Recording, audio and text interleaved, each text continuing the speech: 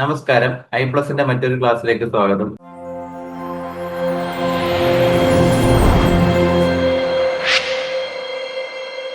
ഇന്ന് നമ്മൾ കഴിഞ്ഞ ദിവസം നടന്ന മെക്കാനിക്കലിന്റെ ക്വസ്റ്റ്യൻ പേപ്പർ ഡിസ്കഷനിലാണ് ചെയ്യുന്നത്. Assistant engineer mechanical. അതിൽ നമ്മൾ ക്വസ്റ്റ്യൻ പേപ്പർ ഡിസ്കഷൻ ചെയ്യുന്നതെന്ന് പറയുമ്പോൾ ഇൻഡിവിജ്വൽ പാർട്ടായിട്ടായിരിക്കും ചെയ്യുന്നത്. അതായത് ഫസ്റ്റ് നമ്മൾ മോസിന്റെ ക്വസ്റ്റ്യൻ പേപ്പർ ഡിസ്കഷൻ ആയിരിക്കും ചെയ്യുന്നത്. അതായത് ആ എക്സാമിന് ചോദിച്ച മോസിന്റെ ക്വസ്റ്റ്യൻസ് ആയിരിക്കും നമ്മൾ ഡിസ്കസ് ചെയ്യുന്നത്. അപ്പൊ നമുക്ക് ഫസ്റ്റ് ക്വസ്റ്റ്യനിലോട്ട് പോവാം. ഓക്കെ, ഫസ്റ്റ് ക്വസ്റ്റ്യൻ എന്ന് പറയുമ്പോഴത്തേക്ക് the ratio between longitudinal stress and volumetric strain is known as A. Bulk modulus, B. Shear modulus, C. Rigidity modulus, D. All of the above. ഇപ്പം longitudinal സ്ട്രെസ്സിന്റെയും volumetric സ്ട്രെയിനിന്റെയും ratio എന്ന് പറയുന്ന പേര് എന്താണ്? അപ്പൊ അതിന്റെ answer എന്ന് പറയുമ്പോൾ ബൾക്ക് മോഡുലസ് ആയിരിക്കും. നമുക്ക് കാണാം already. Option A bulk modulus ആയിരിക്കും. ഇപ്പൊ ബൾക്ക് മോഡുലസ് എന്ന് പറഞ്ഞാൽ എന്തോ it is the ratio of normal stress അല്ലെങ്കിൽ longitudinal stress to volumetric strain അല്ലെങ്കിൽ ഹൈഡ്രോസ്റ്റാറ്റിക് സ്ട്രെസ്സിനെ പറയാറുണ്ട്. നോർമൽ സ്ട്രെസ്സിനെ ഹൈഡ്രോസ്റ്റാറ്റിക് സ്ട്രെസ് എന്നും കൂടെ നമ്മൾ വിളിക്കാറുണ്ട്. ഓക്കെ, അടുത്തത് ഷിയർ മോഡുലസ് ഓപ്ഷനിലുണ്ട്. ഷിയർ മോഡുലസിനെ നമ്മൾ ഡിനോട്ട് ചെയ്യുന്ന ജി വെച്ചും ബൾക്ക് മോഡുലസിനെ നമ്മൾ ഡിനോട്ട് ചെയ്യുന്ന കെ വെച്ചും ആയിരിക്കും. ഷിയർ മോഡുലസ് എന്ന് പറയുമ്പോൾ ratio of shear stress to shear strain ആയിരിക്കും ഷിയർ മോഡുലസ്. ആ ഷിയർ മോഡുലസിന്റെ മറ്റൊരു പേരാണ് റിജിഡിറ്റി മോഡുലസ്. അപ്പൊ ഇവിടുത്തെ ഓപ്ഷൻ എ ആയിരിക്കും റൈറ്റ് ആൻസർ. ബൾക്ക് മോഡുലസിനായിരിക്കും നമ്മൾ പറയുന്ന ratio between longitudinal stress and volumetric strain എന്ന് പറഞ്ഞാൽ ബൾക്ക് മോഡുലസ് ആയിരിക്കും. അടുത്ത ക്വസ്റ്റ്യൻ ആണ് ultimate strength and breaking strength in tensile loading is almost same for. ഇപ്പൊ അൾട്ടിമേറ്റ് സ്ട്രെങ്ത്തും ബ്രേക്കിംഗ് സ്ട്രെങ്ത്തും ടെൻസൈൽ ലോഡിംഗിന്റെ കേസിൽ ഏത് മെറ്റീരിയലിന് ആയിരിക്കും സെയിം എന്നായിരിക്കും ചോദ്യം. Ultimate stress is equal to breaking strength tensile ലോഡിംഗിൽ ഏത് material? Option A ductile materials ആണോ? Option D brittle materials, option C crystalline materials, option D amorphous. ഇപ്പൊ റൈറ്റ് ആൻസർ എന്ന് പറയുമ്പോൾ ബ്രിട്ടിൽ മെറ്റീരിയൽ ആയിരിക്കും. ബ്രിട്ടിൽ മെറ്റീരിയലിന്റെ കേസിലായിരിക്കും അൾട്ടിമേറ്റ് സ്ട്രെങ്ത്തും ബ്രേക്കിംഗ് സ്ട്രെങ്ത്തും സെയിം വരുന്നത്. അപ്പൊ നമുക്കത് എക്സ്പ്ലെയിൻ ചെയ്യാം. ഡക്റ്റൈൽ മെറ്റീരിയൽസിന്റെ കേസിൽ, ഡക്റ്റൈൽ മെറ്റീരിയൽസ് ലൈക്ക് മൈൽഡ് സ്റ്റീലിന്റെ കേസിൽ അൾട്ടിമേറ്റ് ടെൻസൈൽ സ്ട്രെങ്ത് റീച്ച് ചെയ്ത് കഴിയുമ്പോൾ നമുക്ക് നെക്കിംഗ് എന്ന് പറഞ്ഞ ഒരു ഫിനോമിനൻ അവിടെ നോട്ടീസ് ചെയ്യുന്നുണ്ട്. ഡക്റ്റൈൽ മെറ്റീരിയൽസ് കേസിൽ നെക്കിംഗ് എന്ന് പറഞ്ഞ ഒരു ഫ്രാക്ചർ വരുന്നതിന് തൊട്ട് മുന്നേ നെക്കിംഗ് നടക്കുന്നുണ്ട്. അതുകൊണ്ട് തന്നെ ബ്രേക്കിംഗ് സ്ട്രെങ്ത് എന്ന് പറഞ്ഞു കഴിഞ്ഞാൽ നമ്മുടെ അൾട്ടിമേറ്റ് ടെൻസൈൽ സ്ട്രെങ്തിനേലും കുറവായിരിക്കും. ഇപ്പൊ ഈക്വൽ ആയിരിക്കത്തില്ല. അപ്പൊ ഒരിക്കലും ഡക്റ്റൈൽ മെറ്റീരിയൽസിന്റെ കേസിലല്ല. അതുകൊണ്ടാണ് ഡക്റ്റൈൽ മെറ്റീരിയൽസ് വരാത്തത്. ഇനി നമുക്ക് ബ്രിട്ടിൽ മെറ്റീരിയൽസിന്റെ കേസ് നോക്കാം. In brittle materials like cast iron or glass, there is little to no plastic deformation. Failure occurs almost immediately after the ultimate stress is reached. So ultimate strength is equal to break. അപ്പം നമ്മുടെ brittle already ഞാൻ ductile മെറ്റീരിയൽസിന്റെ കാര്യം പറഞ്ഞു. എന്തുകൊണ്ടാണ് അവിടെ necking നടക്കുന്നതുകൊണ്ടാണെന്ന് ഞാൻ പറഞ്ഞു. അപ്പൊ ബ്രിട്ടിൽ മെറ്റീരിയൽസ് കേസിൽ നെക്കിങ് എന്ന് പറഞ്ഞ ഒരു സംഭവം നടക്കുന്നില്ല. അൾട്ടിമേറ്റ് ടെൻസൈൽ സ്ട്രെങ്ത് റീച്ച് ചെയ്യുമ്പോൾ തന്നെ almost ultimate tensile strength reach ചെയ്ത ശേഷം ഇമ്മീഡിയറ്റ് ആയിട്ട് ഫെയിലിയർ അല്ലെ ബ്രേക്കിംഗ് നടക്കുകയാണ് ചെയ്യുന്നത് ബ്രിട്ടിൽ മെറ്റീരിയൽസിന്റെ കേസിൽ. നെക്കിംഗ് എന്ന് പറഞ്ഞ ഒരു ഫിനോമിന അവിടെ നടക്കുന്നില്ല. അതുകൊണ്ട് തന്നെ അൾട്ടിമേറ്റ് സ്ട്രെങ്ത്തും ബ്രേക്കിംഗ് സ്ട്രെങ്ത്തും ഓൾമോസ്റ്റ് സിമിലർ ആണ് നമ്മൾ പറയുന്നത്. കാരണം എന്താ, അൾട്ടിമേറ്റ് സ്ട്രെങ്ത് റീച്ച് ചെയ്യുമ്പോൾ തന്നെ ബ്രേക്കിംഗ് അല്ലെ ഫ്രാക്ചർ നടക്കുകയാണ് ചെയ്യുന്നത് ബ്രിട്ടിൽ മെറ്റീരിയൽ. അതുകൊണ്ട് തന്നെ ഉത്തരം നമ്മുടെ റൈറ്റ് ആൻസർ ബി ആണ്, ബ്രിട്ടിൽ മെറ്റീരിയൽസ്. ഓക്കെ, അടുത്ത ക്വസ്റ്റ്യൻ നമുക്ക് ഡിസ്കസ് ചെയ്യാം. A bimetal strip of equal length for both metal is packed length vice in between two walls and the specimen is heated. Which material will be subjected to tension? A both specimen in equal amount, the metal with higher thermal expansion coefficient, the metal with lower thermal expansion coefficient. There will be compression instead of tension for both metals. Okay, അപ്പൊ നമ്മളോട് അടുത്തൊരു question ചോദിച്ചേക്കുന്നത് ഒരു bimetal strip. Bimetal എന്ന് പറയുമ്പോൾ രണ്ട് type മെറ്റൽസിനെ join ചെയ്തുണ്ടാക്കുന്ന സ്ട്രിപ്പാണ് bimetal strips. രണ്ട് type metals. Okay, അത് രണ്ട് ഈക്വൽ ലെങ്തിലായിരിക്കും. ഓക്കെ, രണ്ട് മെറ്റലിന്റെ കേസിൽ ഈക്വൽ ലെങ്ത് ആയിരിക്കും. അതിന് നമ്മൾ ലെങ്ത് വൈസ് രണ്ട് വോൾസിനിടെ പാക്ക് ചെയ്ത് വെച്ചേക്കുവാണ്. എന്നിട്ട് ആ ഒരു സ്പെസിമെൻ നമ്മൾ ഹീറ്റ് ചെയ്യും. അപ്പൊ ഹീറ്റ് ചെയ്യുമ്പോഴത്തേക്ക് ഈ ഒരു ബൈമെറ്റൽ സ്ട്രിപ്പിൽ ഏത് മെറ്റീരിയൽ ആയിരിക്കും ടെൻഷൻ അനുഭവപ്പെടുന്നതെന്നാണ് ചോദ്യം ചോദിച്ചേക്കുന്നത്.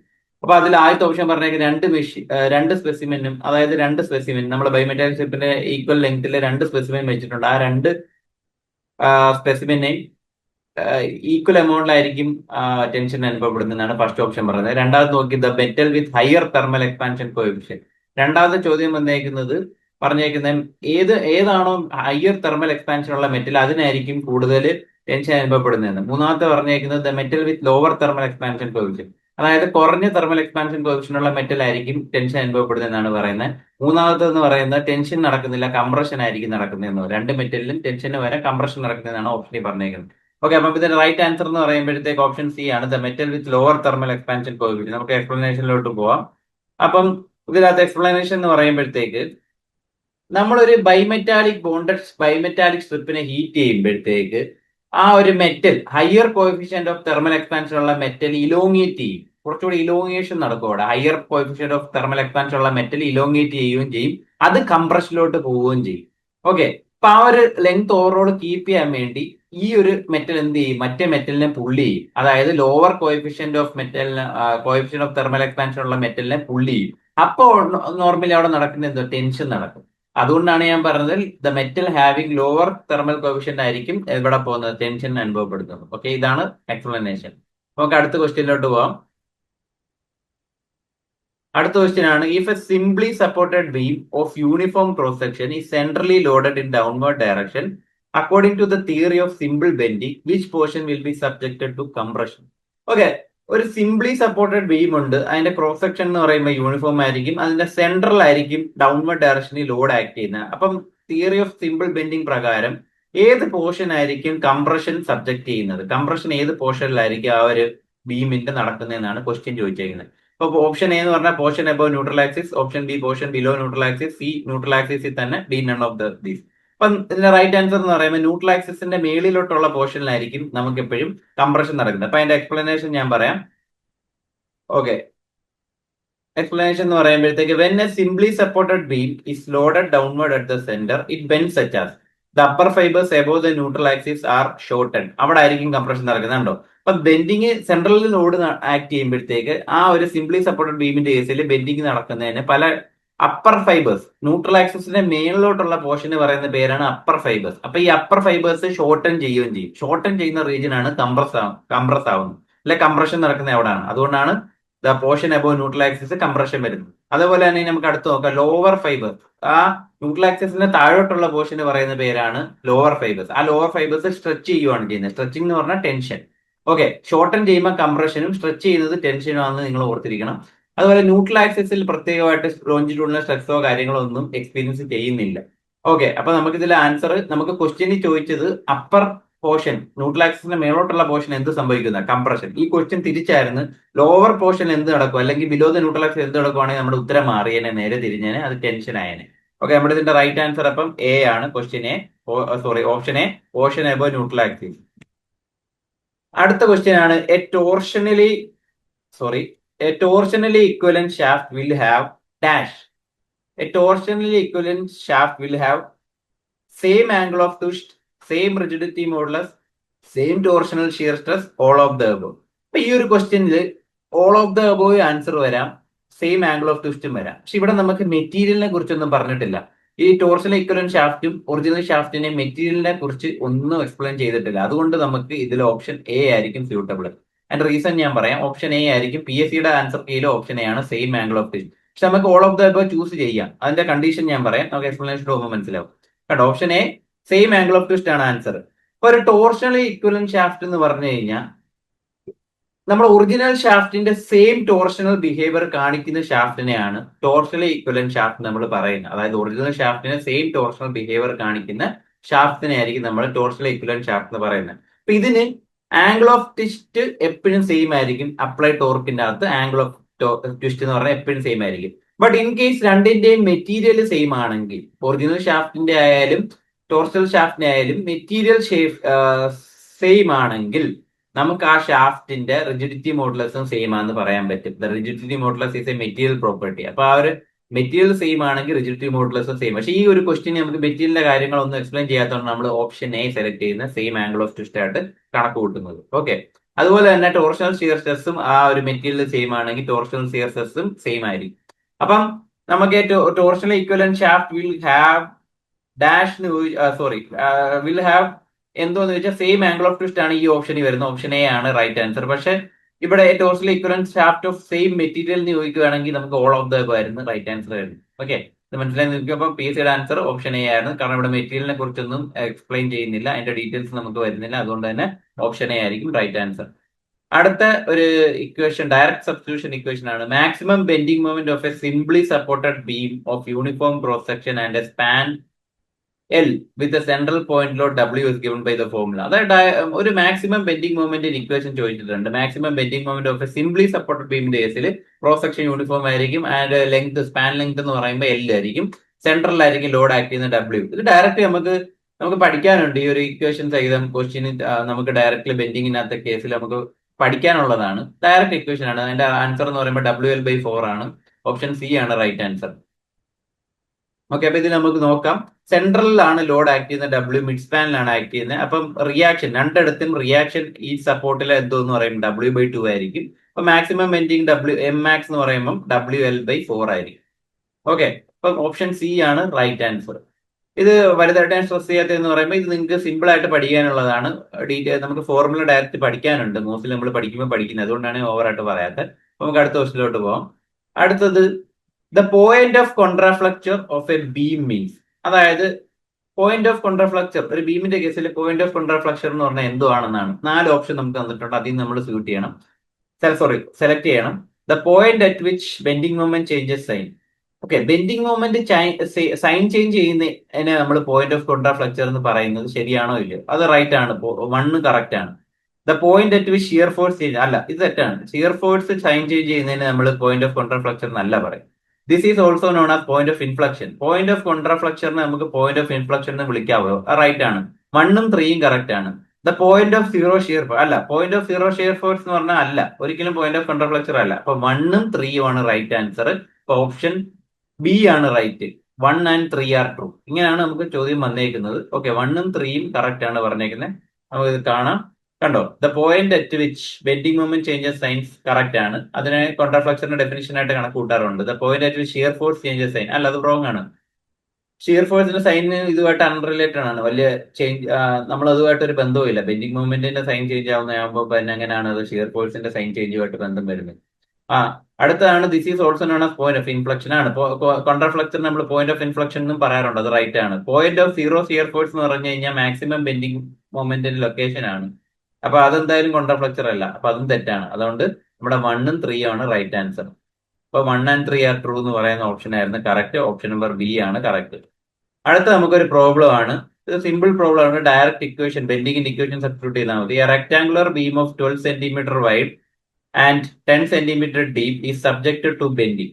If the maximum bending moment is 90 kilonewton meter, then maximum bending stress. ഒരു റെക്ടാംഗുലർ ബീം തന്നിട്ടുണ്ട്. അതിന്റെ വിഡ്ത്ത് തന്നേക്കുന്നത് 12 സെന്റിമീറ്ററും ഡെപ്ത് തന്നേക്കുന്നത് 10 സെന്റിമീറ്ററും.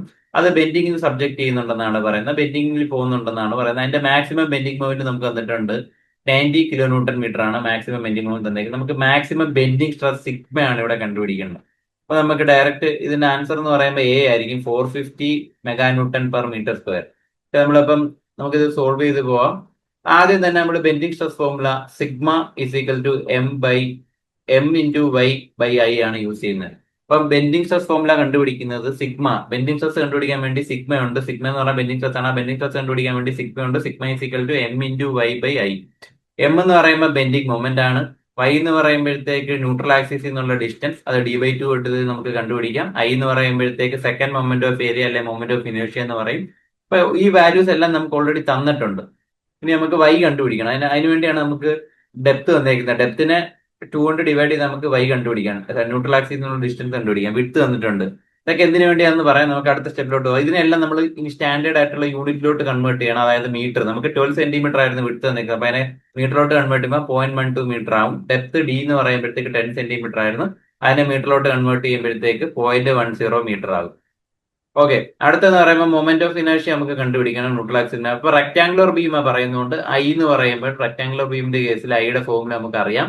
I എന്ന് പറയുമ്പോൾ BD³/12 ആണ്. ഇതിൽ ബിയും തന്നിട്ടുണ്ട്, ഡിയും തന്നിട്ടുണ്ട്.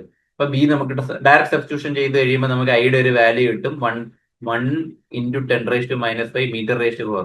മൊമെന്റ് ഓഫ് ഇനേർഷ്യയുടെ യൂണിറ്റ് m/4 ആണ്. സ്റ്റാൻഡേർഡ് യൂണിറ്റ് SI യൂണിറ്റ് ഇത് തന്നെ ഫോളോ ചെയ്തേ പറ്റത്തുള്ളൂ. അത് കീപ്പ് ചെയ്തോണം.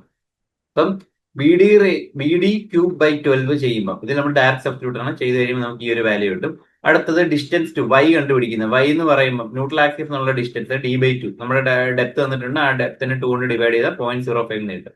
ഡയറക്റ്റ് ഈ വാല്യൂസ് നമ്മൾ sigma is equal to M/Y/I എല്ലാം നമുക്ക് കിട്ടി. ഐയും കിട്ടി, എം ഉണ്ട് ഓൾറെഡി ബെൻഡിങ് മൊമെന്റ് നമുക്ക് തന്നിട്ടുണ്ട് 90 കിലോ ന്യൂട്ടൺ മീറ്റർ എന്നാണ് തന്നിരിക്കുന്നത്.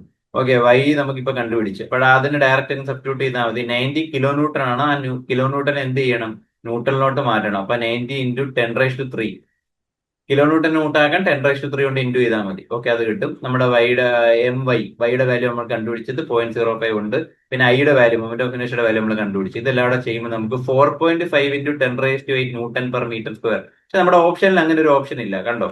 അപ്പൊ അത് നമ്മൾക്ക് ഇതിപ്പോ ന്യൂട്ടണിലാണ് കിട്ടിയിരിക്കുന്നത്. പക്ഷെ നമ്മൾ അതിനെ എന്ത് ചെയ്യണം, മെഗാ ന്യൂട്ടണിലോട്ട് കൺവേർട്ട് ചെയ്യണം. ഇപ്പൊ ഇൻറ്റു 10⁸ ഉണ്ട്. നിങ്ങൾ ഓക്കെ മെഗാ ന്യൂട്ടൺ ആക്കാൻ എന്ത് ചെയ്താൽ മതി, 4.5 into 10⁸ newton per metre square.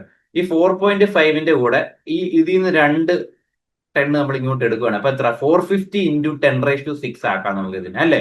450 into 10⁻6 എഴുതിക്കൂടെ, 450 into 10⁻6 newton per metre square. അപ്പൊ ഈ 450 ഇൻറ്റു 10⁻6 എന്ന് പറഞ്ഞാൽ എന്താ, 10⁻6 1 mega newton is equal to 10⁻6 newton ആണ്, അല്ലെ. അപ്പൊ ആ ഒരു മെഗാ ന്യൂട്ടനെ നമുക്ക് എന്ത് എഴുതാം, 450 mega newton per metre square എന്ന് എഴുതാം. അങ്ങനെയാണ് ഈ 450 വന്നേക്കുന്നത്. ഇത്രയേ ഉള്ളൂ, സിമ്പിൾ പ്രോബ്ലം ആണ്. ഇത്രയൊന്നും നീണ്ടി എഴുതേണ്ട ആവശ്യമില്ല. നിങ്ങൾ എക്സാമിന് ഡയറക്റ്റ് ഫോമിലൊക്കെ നിങ്ങൾക്ക് അറിയാമെങ്കിൽ നിങ്ങൾ ഈ ഒരു സിഗ്മ ചുമ്മാ അങ്ങ് സബ്സ്റ്റിറ്റ്യൂട്ട് ചെയ്താൽ മതി. അല്ല ഇത്രയും സ്റ്റെപ്പായിട്ട് നിങ്ങൾക്ക് അത് ഡീറ്റെയിൽ ആയിട്ട് മനസ്സിലാകാൻ വേണ്ടിയാണ് ഞാൻ ഈ ഒരു സ്റ്റെപ്പ് കാണിച്ചേക്കുന്നത്. ഓക്കെ, നമുക്ക് ഇത്രയേ ഉള്ളൂ. അതാണ് ഓപ്ഷൻ എ റൈറ്റ് ആൻസർ വന്നത്, 450 mega newton per metre square. Simple problem ആയിരുന്നു. അടുത്ത നമുക്ക് ക്വസ്റ്റ്യനിലോട്ട് പോകാം. A simple shear stress acting on a body is accompanied by a complementary shear stress of equal magnitude acting in the dash direction.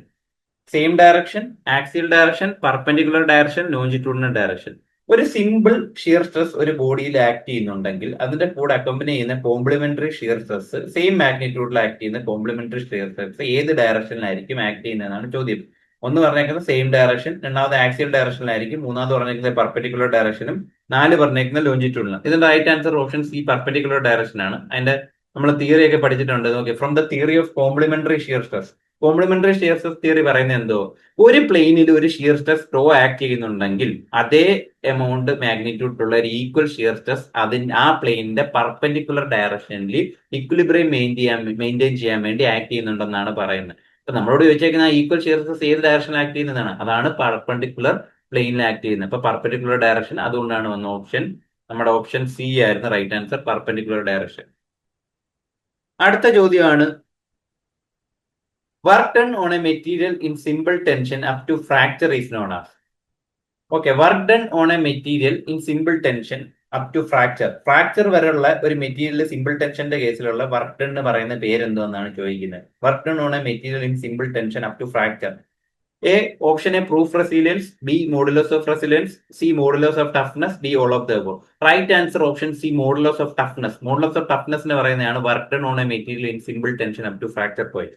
നമുക്ക് അതിന്റെ ഓരോ ഡെഫിനിഷൻസും നോക്കാം. Okay, first proof resilience. Proof resilience എന്ന് പറയുമ്പോൾ maximum energy stored in the material up to elastic limit. Okay, ഒരു മെറ്റീരിയലിന്റെ കേസിൽ മാക്സിമം എനർജി ഇലാസ്റ്റിക് ലിമിറ്റ് വരെ സ്റ്റോർ ചെയ്ത് വെച്ചേക്കുന്നതിനെ പറയുന്ന പേരാണ് പ്രൂഫ് റെസിലിയൻസ്. അടുത്തത് modulus of resilience. Proof resilience per unit volume. Proof resilience per unit വോളിയത്തിനെ പറയുന്ന പേരാണ് മോഡുലസ് ഓഫ് റെസിലിയൻസ്. ഓക്കെ, അടുത്തത് മോഡുലസ് ഓഫ് ടഫ്നെസ് ഞാൻ പറഞ്ഞു, work done on a material in simple tension up to fracture, അല്ലെങ്കിൽ energy absorb by the material per unit volume up to fracture point.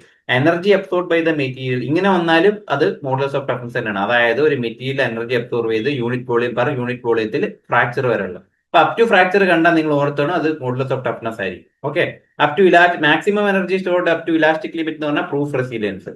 Modulus of resilience പറഞ്ഞാൽ proof resilience per unit volume. Okay, right answer option C ആണ് modulus of toughness.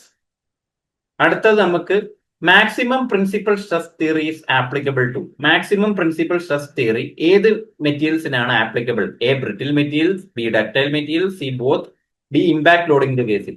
Okay, അപ്പൊ നമ്മുടെ right answer നിങ്ങൾ കണ്ടു, brittle materials ആണ് right answer. അപ്പൊ maximum principal stress theory എന്ന് പറയുമ്പോൾ ബ്രിട്ടിൽ മെറ്റീരിയൽസിന്റെ കേസിലായിരിക്കും ആപ്ലിക്കബിൾ. നമുക്കത് ഡീറ്റെയിൽ ആയിട്ട് നോക്കാം. മാക്സിമം പ്രിൻസിപ്പൽ സ്ട്രെസ് തിയറിക്ക് മറ്റൊരു പേരൂടെ പറയാറുണ്ട്, റാങ്കൈൻസ് തിയറി എന്ന് കൂടെ നമ്മൾ പറയാറുണ്ട്. ഓക്കെ, ഈ maximum principal stress theory brittle മെറ്റീരിയൽസിനായിരിക്കും മോസ്റ്റ് സൂട്ടബിൾ ആവുന്നത്. Like brittle materials like cast iron, ceramics, glass. അതെന്തുകൊണ്ടാണെന്ന് ചോദിച്ചു കഴിഞ്ഞാൽ ബ്രിട്ടിൽ മെറ്റീരിയൽസ് ബേസിക്കലി നെക്കിംഗ് എന്ന് പറഞ്ഞ ഒരു സാധനം ഇല്ല, അല്ലെ ഈൽഡിങ് ഉണ്ടാകുന്നില്ല, പെട്ടെന്ന് തന്നെ ഇത് ഫെയിലിയർ ആകും. ഞാൻ ഓൾറെഡി ഈ കേസ് മുമ്പേ പറഞ്ഞതാണ്. അതുകൊണ്ടാണ് maximum principal stress theory, Rankine's theory brittle മെറ്റീരിയൽസിന്റെ കേസിൽ അപ്ലൈ ആവുന്നത്. ഓക്കെ, അടുത്ത ഡക്ടൈൽ മെറ്റീരിയൽസിന്റെ കേസിൽ നമ്മൾ യൂസ് ചെയ്യുന്ന തിയറി നമ്മൾ അറിഞ്ഞിരിക്കണം. അത് മാക്സിമം ഷിയർ സ്ട്രെസ് തിയറി അല്ലെങ്കിൽ ഡിസ്ട്രോഷൻ എനർജി തിയറി ആയിരിക്കും. ഇപ്പൊ ഇവിടെ ചോദിച്ചത് റാങ്കിൻസ് തിയറി അല്ലെങ്കിൽ മാക്സിമം പ്രിൻസിപ്പൽ സ്ട്രെസ് തിയറി ഏതിന്റെ കേസിലാണ് അപ്ലൈ ചെയ്യുന്നതെന്ന്. ഓക്കെ, ഞാൻ പറഞ്ഞതുപോലെ തന്നെ നമ്മൾ യൂസ് ചെയ്യുന്നതെന്ന് പറയുമ്പോഴത്തേക്ക് യൂസ് ചെയ്യുമ്പോഴത്തേക്ക് maximum principal stress theory use ചെയ്യുന്നത് ബ്രിട്ടിൽ മെറ്റീരിയൽസിന്റെ കേസിൽ. ഇവിടെ ഷിയർ സ്ട്രെസ് അല്ല നടക്കുന്നത്. ഇവിടെ എന്തുമായിരിക്കും നടക്കുന്നത്? ഇവിടെ നോർമൽ സ്ട്രെസ് ആയിരിക്കും ഡോമിനേറ്റ് ചെയ്യുന്നത്. ഓക്കെ, അപ്പം ആ ഒരു കാര്യം ഓർത്തണം ബ്രിട്ടിൽ മെറ്റീരിയൽസിന്റെ കേസിൽ. പിന്നെ ഡക്ടൈൽ മെറ്റീരിയൽസിന്റെ കേസിൽ ഷിയർ ഫെയിലിയർ ആയിരിക്കും ഡോമിനേറ്റ് ചെയ്യുന്നത്. അതുകൊണ്ട് തന്നെയാണ് മാക്സിമം ഷിയർ സ്ട്രെസ് തിയറി അല്ലെങ്കിൽ ഡിസ്റ്റോർഷൻ എനർജി തിയറി എന്ന് പറയുന്നത്. അപ്പം നമ്മുടെ ക്വസ്റ്റ്യനിൽ ഇപ്പൊ വന്നേക്കുന്നത് നമുക്ക് ക്വസ്റ്റ്യൻ മാറ്റിയിട്ട് മാക്സിമം ഷിയർ സ്ട്രെസ് തിയറി ആയിരുന്നെങ്കിൽ ഏത് മെറ്റീരിയൽ ആയിരുന്നു? ഡക്ടൈൽ മെറ്റീരിയൽ തന്നെ. പക്ഷെ ഇവിടെ നമ്മളോട് ചോദിച്ചേക്കുന്നത് മാക്സിമം പ്രിൻസിപ്പൽ സ്ട്രെസ് തിയറിയാണ്. ഓക്കെ, അപ്പൊ ഇതാണ് ഇതിന്റെ പറയാനുള്ളത്. ഇത്രയേ ഉള്ളൂ, സിമ്പിൾ ആണ് ഇത് ടോപ്പിക്ക്. അടുത്ത നമുക്ക് പോവാം. അടുത്ത നമുക്കൊരു വന്നേക്കുന്ന ക്വസ്റ്റ്യൻ എന്ന് പറയുമ്പോഴത്തേക്ക് strongest columns are those with dash slenderness ratio. അതായത് ഒരു കോളം സ്ട്രോങ് ആണെങ്കിൽ അതിന്റെ സെന്റർനെസ് റേഷ്യോ എങ്ങനെ ആയിരിക്കണം എന്നാണ് ചോദ്യം വന്നേക്കുന്നത്. ഹൈയസ്റ്റ് ആണോ, മീഡിയം ആണോ, എക്സ്ട്രാ ലാർജ് ആണോ, സ്മോളസ്റ്റ് ആണോ? ഇതിന്റെ റൈറ്റ് ആൻസർ എന്ന് പറയുമ്പോൾ സ്മോളസ്റ്റ് ആയിരിക്കണം. ഒരു കോളം സ്ട്രോങ് ആണെങ്കിൽ സ്ലെൻഡർനെസ് റേഷ്യോ ചെറുതായിരിക്കണം, സ്മോൾ ആയിരിക്കണം. അതിനെക്കുറിച്ച് നമുക്ക് ഡീറ്റെയിൽ ആയിട്ട് നോക്കാം. സ്ലെൻഡർനെസ് റേഷ്യോ എന്ന് പറഞ്ഞു കഴിഞ്ഞാൽ is defined as the ratio of effective length of column divided by radius of gyration. അതായത് എഫക്റ്റീവ് ലെങ്ത് ഓഫ് എ കോളത്തിന്റെയും റേഡിയസ് ഓഫ് ഗൈറേഷന്റെയും റേഷ്യോയ്ക്ക് പറയുന്ന പേരാണ് സ്ലെൻഡർനെസ് റേഷ്യോ. അപ്പൊ ഈ റേഷ്യോ ചെറുതാണെങ്കിൽ ആ ഒരു കോളം എന്ന് പറയുമ്പോൾ ചെറുതായിരിക്കും. ഷോർട്ട് കോളം ആയിരിക്കും. അതിന്റെ സ്റ്റോക്കി എന്ന് പറഞ്ഞാൽ ഹെവി കോളം. ഷോർട്ട് ആയിരിക്കും പക്ഷെ ഹെവി ആയിരിക്കും. അങ്ങനെയുള്ള കോളം ആയിരിക്കും സ്ട്രോങ് കോളം. അപ്പൊ നമ്മളോട് ക്വസ്റ്റ്യൻ വന്നത് സ്ട്രോങ് കോളമാണ് ചോദിച്ചത്. അതുകൊണ്ടാണ് സെൻട്രൽനെസ് റേഷ്യോ സ്മോളസ്റ്റ് ആയിരിക്കണം. സെൻട്രൽനെസ് റേഷ്യോ ലോ അല്ലെ സ്മോളസ്റ്റ് ആണെങ്കിൽ മാത്രമേ കോളം സ്ട്രോങ് ആവത്തുള്ളൂ. അതാണ് വെരി സ്ട്രോങ് എന്ന് എഴുതിയേക്കുന്നത് കണ്ടോ. അപ്പൊ ഈ റേഷ്യോ ഹൈ ആണെങ്കിൽ കോളം ഷോർട്ടും ആയിരിക്കും, കോളം ലോങ് ആയിരിക്കും, നീളം കാണും കോളത്തിന്. പക്ഷെ അതിന്റെ തിക്നെസ് എന്ന് പറയുമ്പോൾ സ്ലെൻഡർ ആയിരിക്കും, ഒരു തിന്നായിരിക്കും. സ്ലെൻഡർ എന്ന് പറഞ്ഞാൽ തിന്ന് ആയിരിക്കും. അപ്പൊ അത് വെറുതെ വീക്ക് ആയിരിക്കും. ഓക്കെ, അപ്പൊ ഈ ഒരു കാര്യം ഓർത്തോണം. സെൻട്രൽനെസ് റേഷ്യോ കൂടുതലാണെങ്കിൽ കോളം എന്തായിരിക്കും? സെൻട്രൽനെസ് റേഷ്യോ കൂടുതലാണെങ്കിൽ കോളം ലോങ് ആയിരിക്കും, അല്ലെങ്കിൽ സ്ലെൻഡർ ആയിരിക്കും, തിന്നായിരിക്കും. അപ്പൊ അത് വീക്കായി മാറും. പക്ഷെ സെൻട്രൽനെസ് റേഷ്യോ കുറവാണെങ്കിൽ കോളം ഷോർട്ട് ആയിരിക്കും, ആ കോളത്തിന്റെ വെയിറ്റ് ഹെവി ആയിരിക്കും, അത് സ്ട്രോങ് ആയിരിക്കും. അപ്പൊ ഇത്ര നേരിട്ടാൽ മതി. The smallest slenderness ratio gives the strongest column. അപ്പൊ നമ്മുടെ ആൻസർ എന്ന് പറയുമ്പോൾ ഓപ്ഷൻ ഡി സ്മോളസ്റ്റ് ആയിരിക്കും. ഇത്രയേ ഉള്ളൂ മോസിന്റെ ക്വസ്റ്റ്യൻ ഡിസ്കഷൻ. നിങ്ങൾക്ക് എല്ലാം മനസ്സിലായെന്ന് വിശ്വസിക്കുന്നു. Thank you.